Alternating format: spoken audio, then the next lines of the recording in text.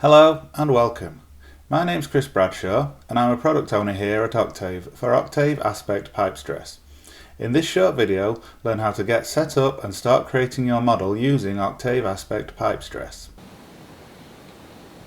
Now, anytime you launch Octave Aspect Pipe Stress, you see this window here, which we call the main window.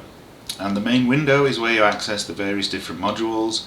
If you want to access the piping input for model building, if you have buried pipe, the underground pipe modeler, you can review and edit the static or dynamic analysis load cases. If you review the output, generate isometrics, and various other tasks, some of which we'll cover in other videos. You can also access our AI help bot, our chat assistant Alex, from here. But what I'm going to do now is start a new job and begin modeling, just to give you an overview of how the modeling process works. So the first thing I'm going to do is change my data directory. So I'm going to go to the File and Folder Access menu and switch the default data folder, which is currently the examples folder. I'm going to delete that, and you can browse, but I've already copied and pasted my existing directory, so I'm just going to paste the path in here. And then before I actually create the file, I'm going to go to the configuration editor.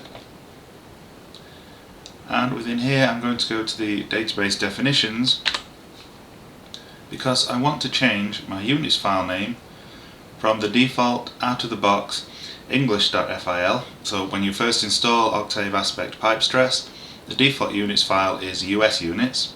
So I'm going to switch to a metric one, for example the bar.fil supply units file, and hit save. And then once I've done that, I'm going to go to create a new job, and I'll just give this a name.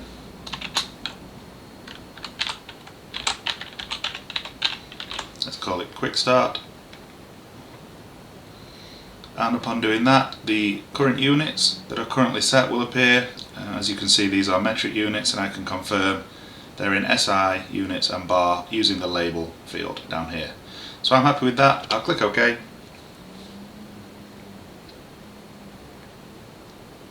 And the piping input window will appear. So on the left hand side we have what's called the classic piping input. This is where we can enter in the data. The right hand side is the graphics area. So let's start building the model, and I'll start by inputting the pipe properties. So let's give it a diameter. Now I've got nominal inputs turned on, the ANSI pipe size database, so I'll just type in 6 for 6-inch pipe, hit enter, and that value is looked up. The same thing for the wall thickness or schedule. I hit S for standard schedule, and 6-inch pipe standard schedule is looked up. Next we'll select the material, and from the many materials we have in the material database, I'm going to choose A106 grade B regular carbon steel. Selecting that material and hitting enter, well, that will pull through the elastic modulus, the Poisson ratio, the density, and for the currently selected B313 piping code, the allowable stress values, which are currently all the same because I haven't entered any process conditions yet. So let's enter in a temperature, let's say 150 degrees. And once we do that, you'll notice now there is a slight change in both the elastic modulus and a very small change in the allowable stress for hot condition 1. Let's also enter in a temperature, let's say 5 bars. I can hover over any field to confirm the units. Pressure is in bar units, so that's correct. And now I'll actually start building the elements using the dx, dy, dz fields. Here, as you can see, the axes indicated in the graphics area. So my first element will be 900 millimeters in the Z direction. As soon as I hit that, you see we have the element created in the graphics window. I'm going to add a restraint here to fix the start point of this element. So I'm going to check the restraints checkbox. Now you double click to check the box, and at node 10 I want to define a anchor restraint. Anchor is fixed in all 6 degrees of freedom. And then I'm also going to define a bend.